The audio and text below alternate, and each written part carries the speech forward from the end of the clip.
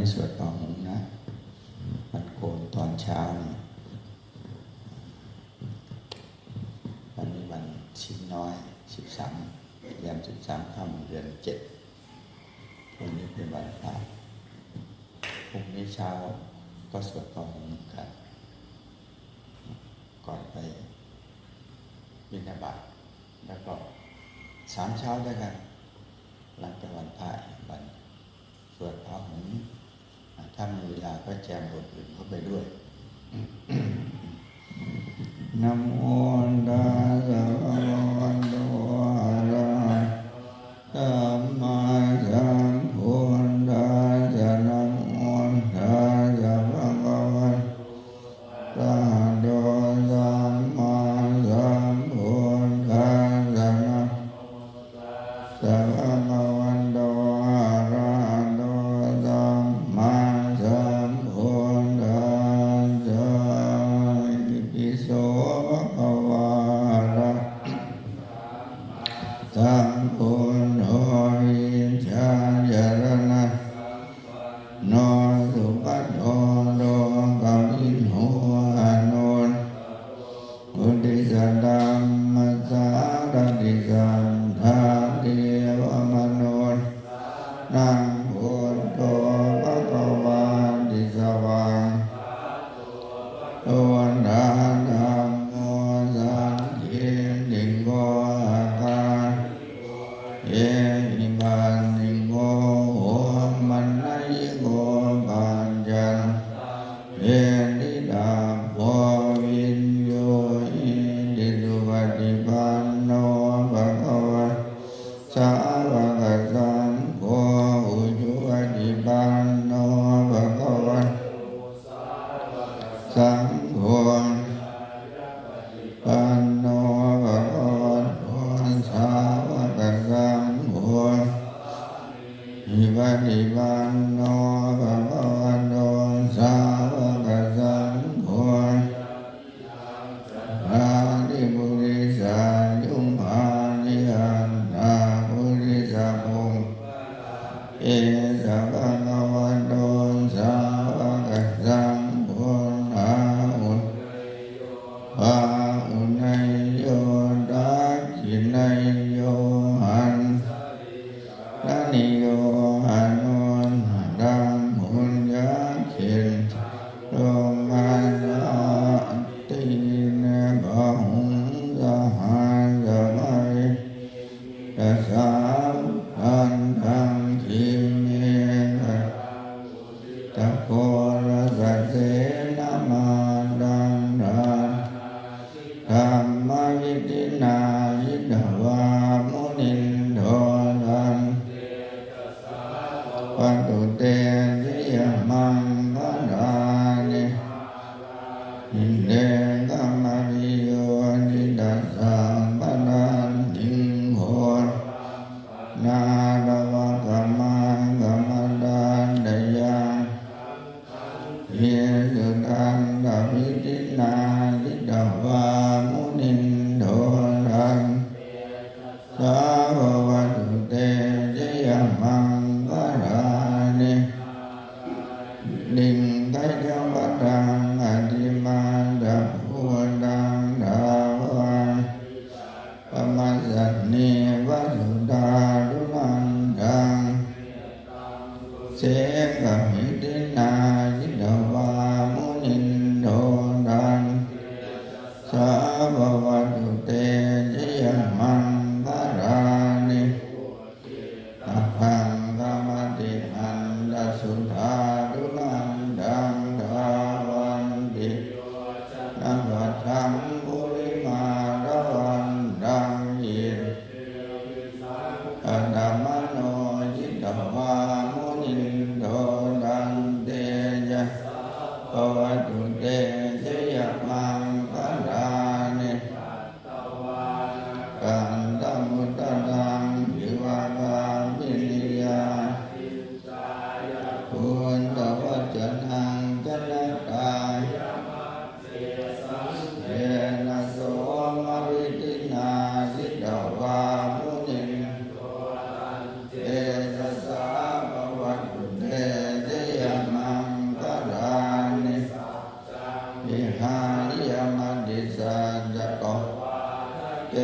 ตุงวาดาปิโดปิตังมะนังอริอันตังเทียมปัจจติโตจิตวามุนินโดนันปวัตตุเตชยมังอารานินันทวุจคังวิภูธรรมหินปุณเตนะเทระวุจเกนะธรรมามยังโดอินอัจเจสวิตินาจิตวามุนินกันเตจัสสะภวัตตุเตชยมังอารานิอติยติปุญญเกนะสุทังดังกัมมังวิสุทธิโยติภกามิดา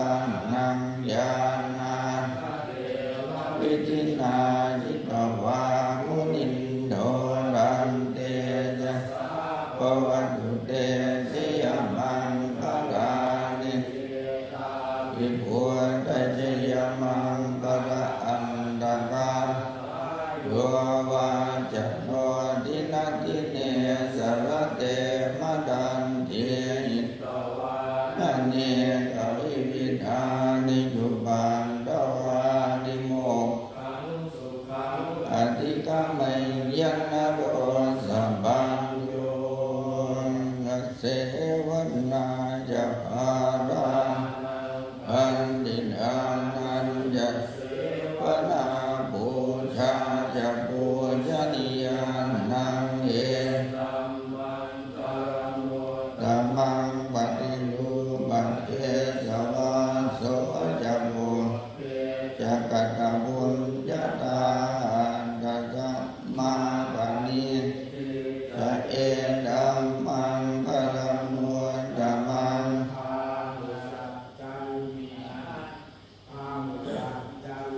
สิปัญจวินโย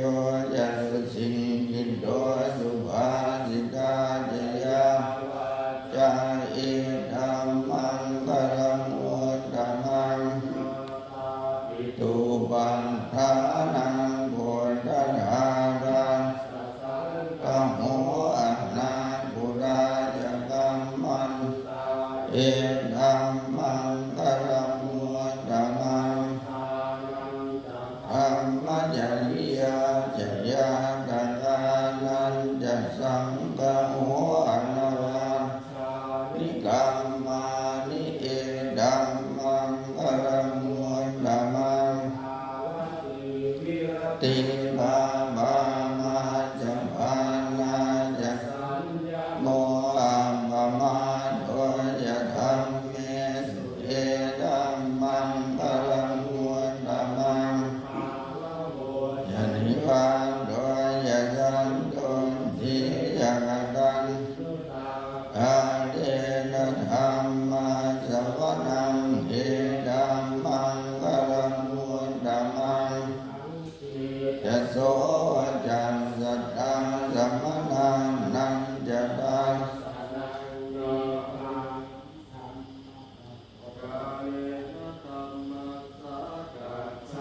เอ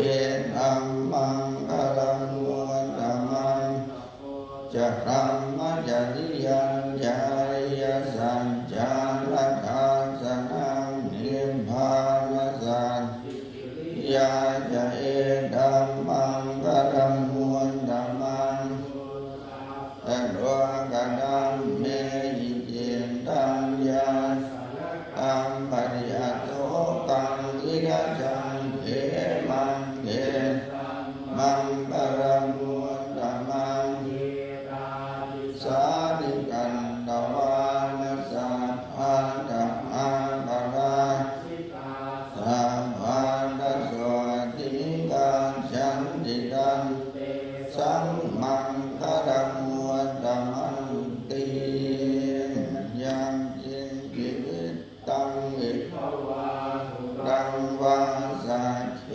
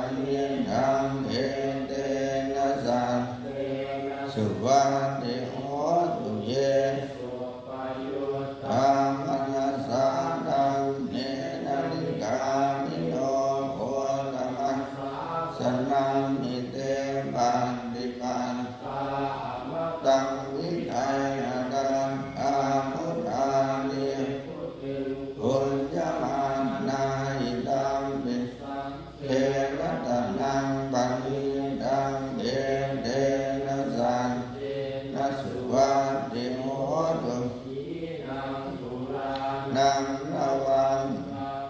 สัมภวังวิดาตจินตายติเตภวัสเตจินะพิชาวิโรนิจันนานิ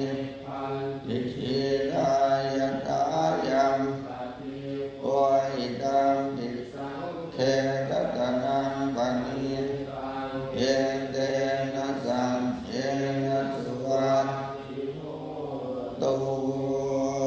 วิปัสสิจนามาตุจาภูมันตาตติมัตโตติสัพพินามาตุสาปะปุตตานุกัมปิโนเวสัพพะจนามาตุนะตังกาจตังกาติโนนามาตุกะกุ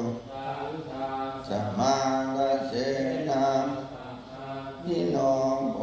นากัมมนาจนามาตุอุสิมาโตกันสัมมาจนามาตุยิมตัสสะสัมปะทิยังอิรัสสะจนามาตุจังตัสสะสิริมัตโตธัมมมัตเถเจสิสัมปะโนปะโนนะนังเยจามิเนโลเทยะถาภูตังวิปัสเตชะนาภิยุนามหันตามิตะทันตังเทวมนุษย์ดันสัมปันนังตังวิกัสสะนังอินทางเจรณะสัมปันนังพุทธังวันมะโคตังอันตินะโมเมสะปะพุทธานังอุปันมเหสินังตันหังกะโรมหาวิโดเมกะโรมหายโสสะนังกะโรโลกัยชีปังกะโรจุตินโกนทันโยม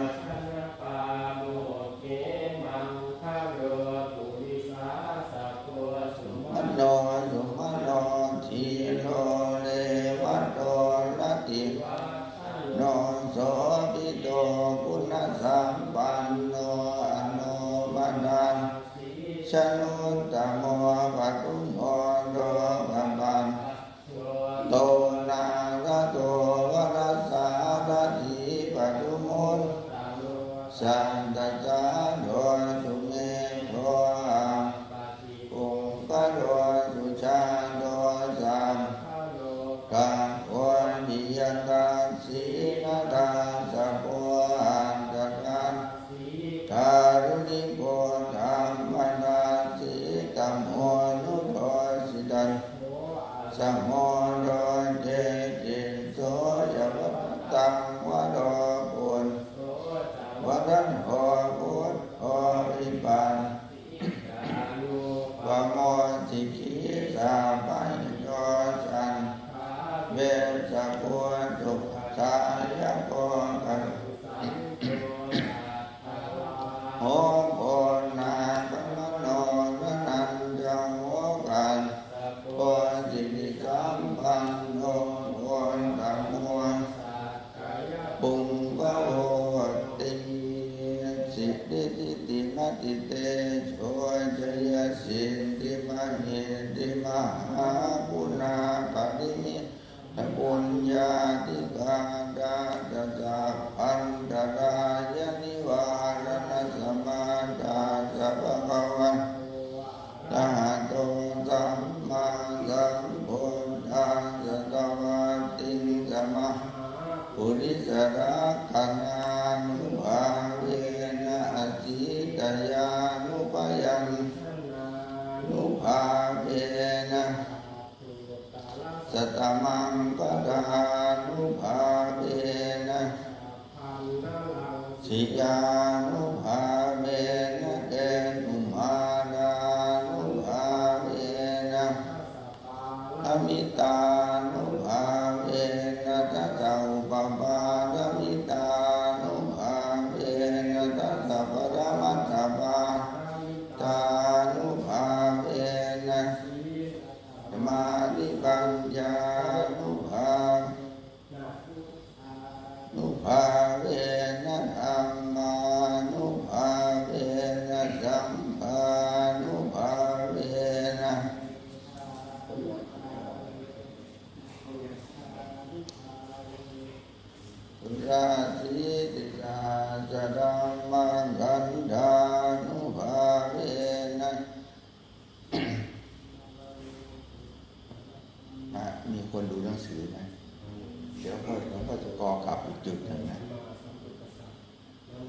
อย่าพูดเฉยๆสวดท่านอย่าไปพูดอย่าไปพูดคือสวดขึ้นมา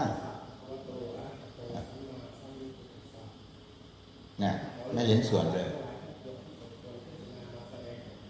เอาตรงที่ศีลสมาธิปัญญาเร็วขึ้นตรงนั้นน่ะศีลสมาธิปัญญา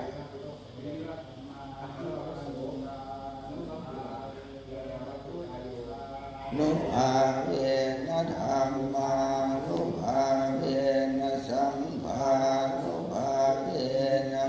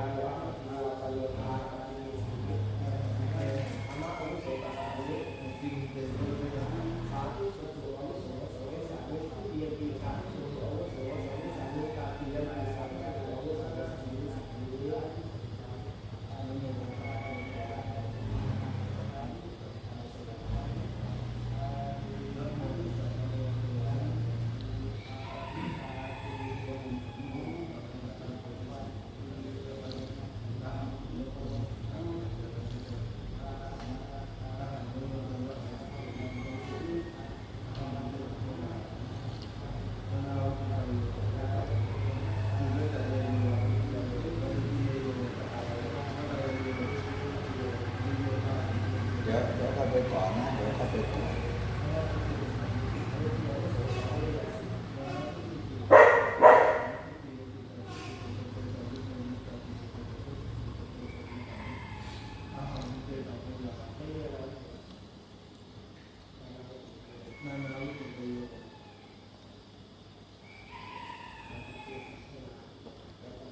เอาเตรียมหนังสือบทนี้ด้วยบนพิธีอยู่ที่หน้า84นะหลวงพ่อจะกรอขับทั้งหมดเลยหมายถึงว่าจะกรอบทนี้นะตั้งแต่เริ่มต้นเลยแล้วก็ปรงเอาบัตรซ้อมปรงเอาบัตรเสร็จก่อน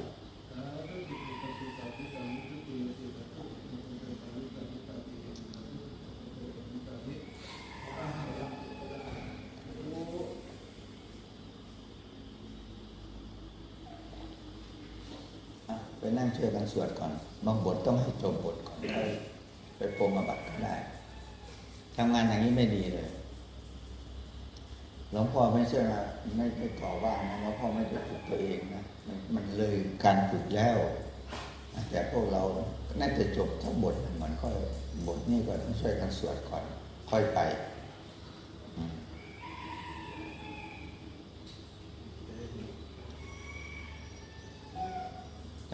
ต้องรู้จักอาราเทศะนะต้องรู้จักคือหลวงพ่อซ้อมพวกเรานะ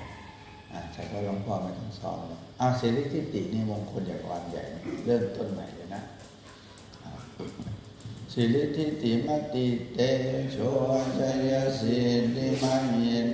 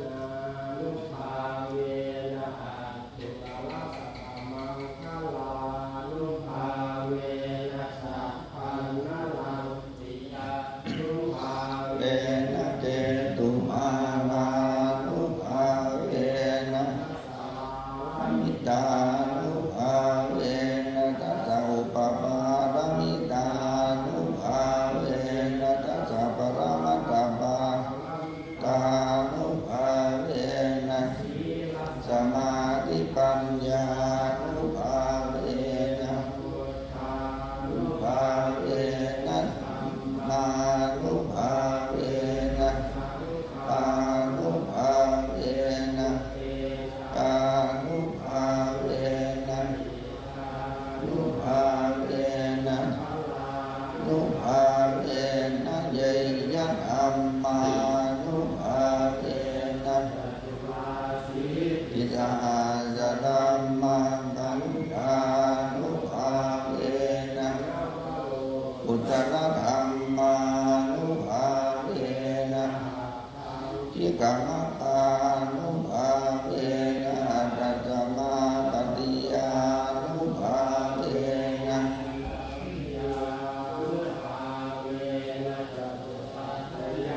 นานุภาเวนะนานุภาเวนะ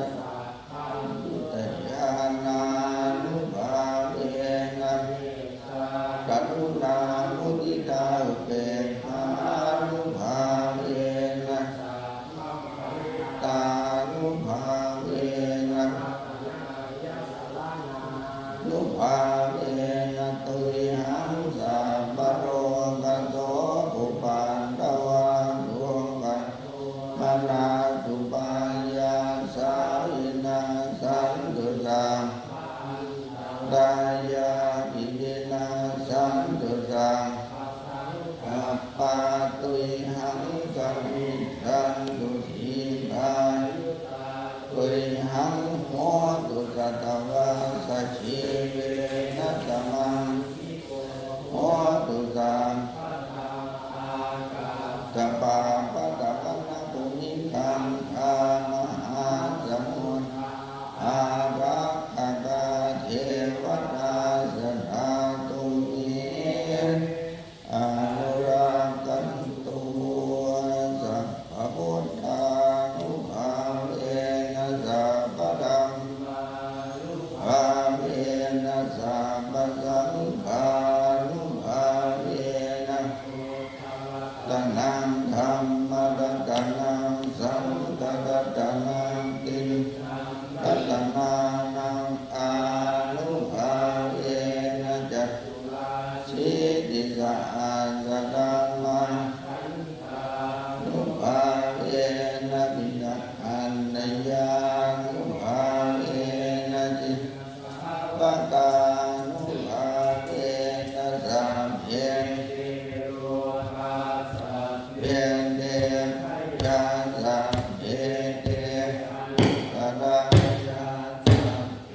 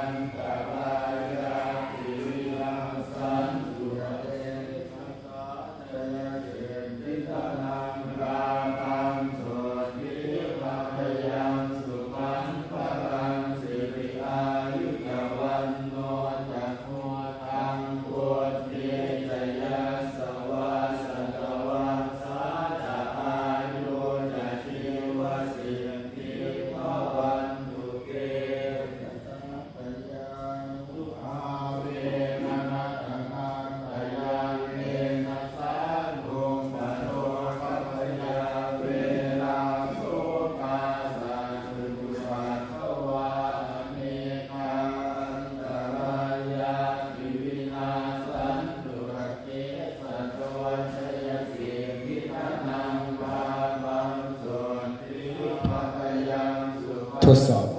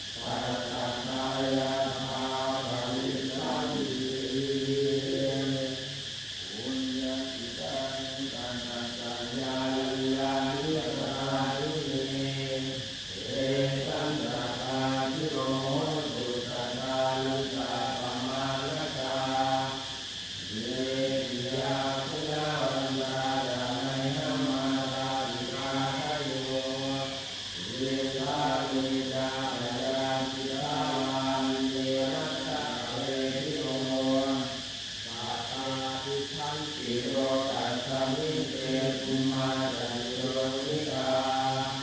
ปันเตกันตะตุโลกาลาสังสารันตาภวาภเว